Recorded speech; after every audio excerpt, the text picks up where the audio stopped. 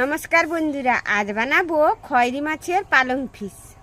প্রথমে তেলটা গরম হয়ে গেছে, ফোড়নে দিয়ে দিব জিরা। একে একে মশলাগুলো দিয়ে দেবো। পেঁয়াজ বাটা, এরপর দিয়ে দেবো আদা রসুন বাটা,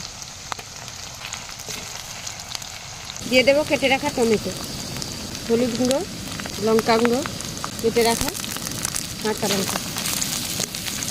মশলাটা ভাজা হয়ে গেছে, দিয়ে দেবো বেটে রাখা পালং, আর একটু জল দিয়ে দেবো, পরিমাণ মতো লবণ। ফুটে এসছে, নুন মাখানো মাছগুলো দিয়ে দেবো।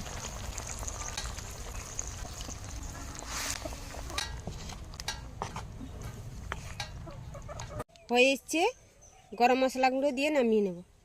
দেখুন বন্ধুরা কেমন হয়েছে।